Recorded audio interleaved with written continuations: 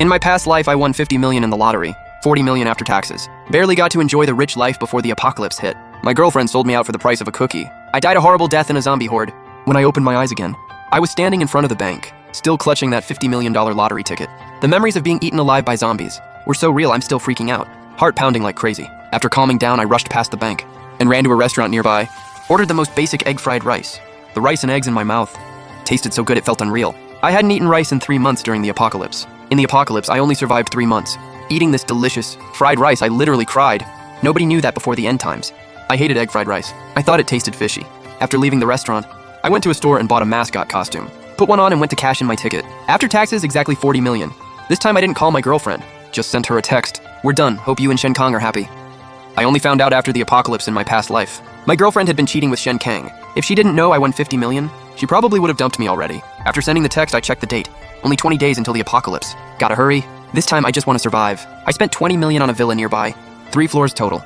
Locations in the suburbs. Main thing is, it's all villas here. Compared to high-rise apartments, fewer people. When the apocalypse comes, fewer zombies. Better survival odds. I asked about the villa's materials. Pretty solid construction. Deep foundation, good soil quality. Even so, I wasn't satisfied. I hired the best local renovation company to replace all the glass with bulletproof and added one-way privacy film so people outside can't see inside. Because in the apocalypse, the scariest thing isn't zombies, it's human nature. Not just that, the exterior walls, I had them soundproofed. Best materials only. Because zombies can hear sounds. At the current renovation pace, it'll take about 20 days to finish. Panic mode activated. I found the renovation manager and told him to finish in 10 days. Money's no issue. When the manager asked why I was in such a rush, I said this villa's for my family. Wanted to surprise them. In 10 days, they're coming over. That wasn't a lie. In my past life, before the apocalypse, my family was supposed to visit. I really did want to surprise them. Too bad the virus broke out on their way here. I never found out what happened to them. So this time, I called them ahead of time, told them I really missed them, and wanted them to come stay for a while. Already bought the tickets. Got them on the earliest flight. Right now, family hasn't arrived and the house isn't done. But I can't just sit around. During the day, I supervised the renovation and made sure nothing was missed. Also hired some guys to install solar panels on the villa. A few days into the apocalypse, the power grid collapsed. Nationwide blackout. The villa's roof? I had the workers seal the whole thing up. The roof's only like 30 feet high. If someone got in from the top, I'd be screwed.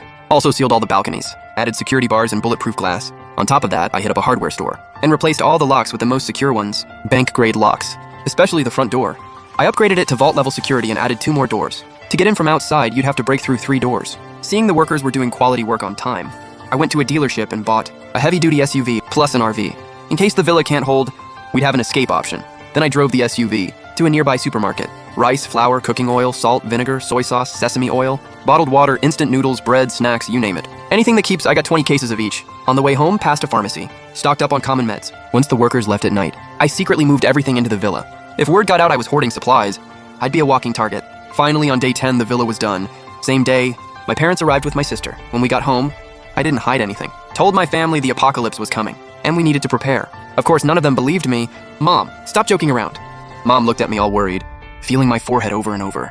Me, you're not burning up. Mom, I'm serious. Me, if you don't believe me, Old Man Guy from our village is gonna die tonight. My parents' faces changed instantly. They scolded, what are you talking about? Old Man Guy is healthy as a horse. Just saw him working in the fields 2 days ago. I didn't bother arguing. Tonight they'd know I was telling the truth. In my past life, my parents said they'd finish the farm work before visiting. But right when they were about to come, Mom called saying, Old Man G had passed away, so they had to delay a few days. Mom said on the phone. Old Man G was walking home from the fields when he fell down a slope. Died that night at the hospital. Life's unpredictable. The next moment always catches you off guard.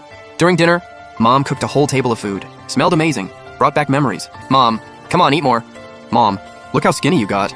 Mom, working so hard in the big city, huh? Mom lovingly put food in my bowl. Dad looked at me with concern too. You doing okay?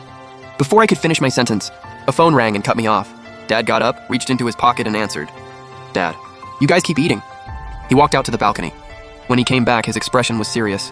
Me, what's wrong, old man? Who called? Mom was putting food in mine and my sister's bowls, asking casually.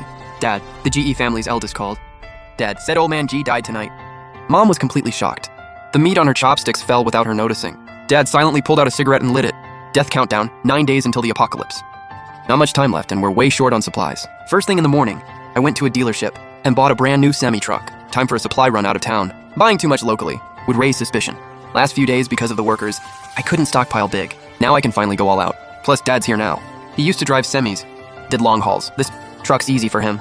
We drove straight to a big supermarket in another city. This time, I didn't even go to the store floor. Went straight to the manager. I told him, We're donating supplies to kids in the mountains. Since our schedule's tight, the factory can't deliver in time, so we're buying from the supermarket. The manager was so excited, he didn't even question it. After checking my list, he had his guys load everything onto the semi. This time I went all in. Cooking oil? How much you got? I'll take it all. Snacks. Whatever's in the warehouse, load it up. Self-heating meals? I'll take every single one. Bottled water, sodas, anything in stock, throw it on the truck. Meat, fresh produce, dairy. They don't keep well, but I still got some. Since meat doesn't store long, I called Mom, who was organizing stuff at the villa, told her to buy 5 big freezers, just for meat. While she's at it, grab some pots, pans, and dishes too. While the workers were loading, Dad spotted some soil in the corner of the warehouse. Bought that too. Also grabbed vegetable and fruit seeds, plus a bunch of water purifiers. We basically emptied most of the warehouse, and the semi was just barely full. Let's buy some clothes and blankets to fill the gaps. I mean, after the apocalypse, the weather gets crazy unpredictable, super extreme, hot and cold. Because of the extreme weather, plenty of people don't make it. Dad agreed. We ended up buying blankets. 10 winter coats each, 10 padded outfits, plus fans, space heaters, electric blankets, and dozens of boxes of hand warmers and cooling packs. By the time we drove back to the city, it was 1 a.m., super quiet, since the semi was too big to fit into the villa area. We spent the night carefully hauling everything in trip by trip. Finally got most of it moved before sunrise. Whatever was left, when we leave for another city, Mom and my sister can move it at night. After resting that afternoon, Dad drove the smaller truck I bought, and we headed to another nearby city. With the experience from before, this run went smooth, but this time, Dad and I decided to stock up on daily essentials, entertainment stuff, and weapons. By the time we got back, a day and night had passed. Mom and my sister had already moved all the remaining supplies into the villa. At this point, floors 2 and 3 were packed with supplies. Once again, nighttime. No one around, time for the family to hustle. This truck was smaller, so we got everything sorted before dawn. Next morning, Dad and I went to the local wholesale market, but didn't buy much. Aside from not wanting to look suspicious, we're basically out of storage space, so we bought about the same as other vendors. On the way back, my phone rang. Didn't expect it to be her.